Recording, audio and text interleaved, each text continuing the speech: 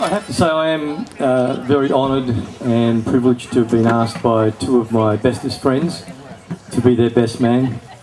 I'm actually quite a bit nervous. I'm used to speaking in front of people, but I'm a little bit nervous standing up here in front of all you 120,000 odd people. And I had originally decided that I was going to do this speech and start with a stutter. I thought maybe that would help to overcome my nervousness, and you'd just think that was normal the way I did it. So I was going to introduce myself as the best man, and then I was going to go on and say something really hilarious, like I'm hoping to win an Oscar for my performance in the blockbuster sequel, The Best Man Speech. Anyway, I was telling my friend Margaret about this, and where are you, Margaret? Somewhere over there. Anyway, I said to Margaret, I explained that to her, and she said, oh, I see where you're going with this. Colin Firth. I said, yes. And she said, but John, you're nothing like Colin Firth. He's gorgeous. So it undermined my confidence just a tad, but anyway, my friends are honest, which is good. So I'm the best man, but the most beautiful girl in this whole Gardens has chosen Peter to be the man she spends the rest of her life with. So I guess technically Peter's the best man. I'm just a really good bloke. I have done this twice before, being a best man, I mean. Unfortunately, I haven't been very successful at it. Both the previous marriages imploded quite quickly. And I even tried marriage myself for a while, and that didn't work either. So I haven't had the heart to tell Peter and Sally that their best man is a living curse to matrimony. But, don't worry, John, we'll overcome. Yeah, you will. It's going to be third time lucky, I'm sure. You're a wonderful couple. I know that Sally and Peter are delighted that so many family and friends could be here today to share in their wonderful event and formalise their union. It's my job as best man to mention a few of the people who have helped out today, and they're the ones that have helped Sally. Where's Roseanne? Yeah. Roseanne, well done. Did a wonderful job as maid of honour. And where's little Morgandy, the flower girl? Where's Morgandy gone? She's gone. Right. Okay, well, Morgan did a great job, and of course, the most beautiful girl, as I mentioned before, Sally. Big round of applause for Sally.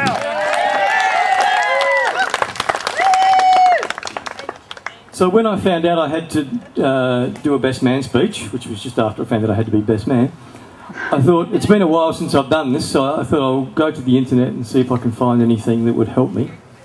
Protocol and etiquette, etc. So I downloaded a book called Best Man Speeches for Dummies, and they had a whole chapter devoted to something called roasting the groom.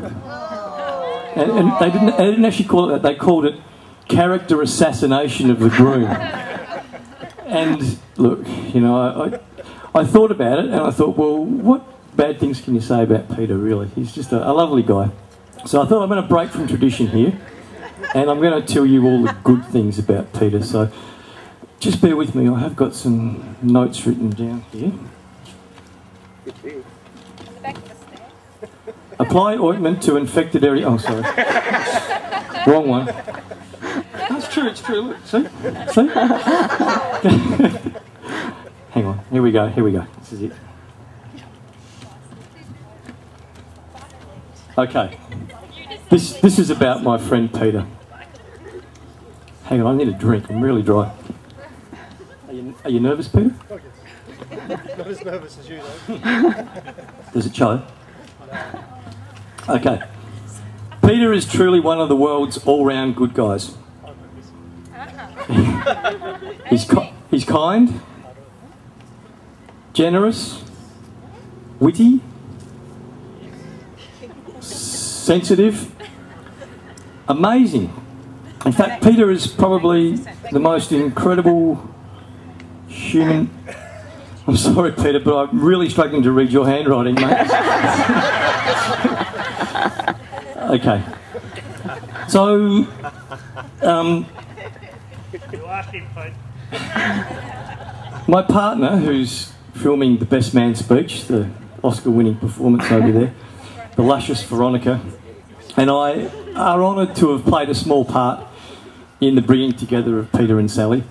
We do have, as mentioned before, a Tai Chi school, and Sally and Peter met at the school, and you know, we've always been of the opinion, and I don't mind saying, that Tai Chi seems to attract beautiful people. A whole bunch of them over there, and of course Peter and Sally are living proof of that. So Peter and Sally, they met and they fell in love in slow motion. And I think they're actually doing what I'm just about to ask them to do. I don't even have to ask anymore. I was going to ask them if, because I'm feeling all romantic myself standing up here, I thought maybe they could hold hands. So if you could just do that for the rest of the speech, that'd be lovely. Just like that. Sally with Peter's hand on top like that, that's wonderful, thank you. It's good if you could just hold it like that. Okay, so Peter, we got to know Peter about 12 years ago. We took a tour to Penang in Malaysia, and as we do, we take tours to China and Penang quite regularly. And Peter was travelling by himself and he didn't have anybody to stay with, so we suggested he come and share our hotel accommodation. So over a 2-week period, we would sip wine on the balcony each night, and we got to know Peter very well. We realised what a wonderful man he is. I think you all know he's a very funny guy too, Peter. Tai Chi, I tell you, is not funny. There's nothing funny about Tai Chi, but Peter seems to make it so, and everyone over there will testify that at least once a night we all crack up with one of Peter's classic one-liners. We have, to mention, known Peter for 12 years, but by the time we got to meet him, he was already mature and sensible. So we don't really have a lot of gossip on Peter's early years. So we thought, how are we going to find out some interesting things to say about Peter? So it was Veronica had the bright idea, why don't we contact all his ex-wives and see if they would be willing to send us a little bit of information, some stories, some anecdotes about Peter's past. And so we did, we wrote all these letters off, and guess what, they all wrote back. So what I have here is a collection of cards from some of Peter's ex-wives. I'd like to read them out for you if I can.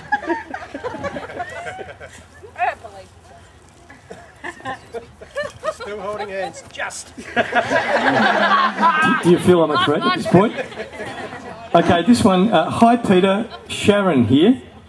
You were my greatest love. We met at play school. You were different from all the other 5-year-olds.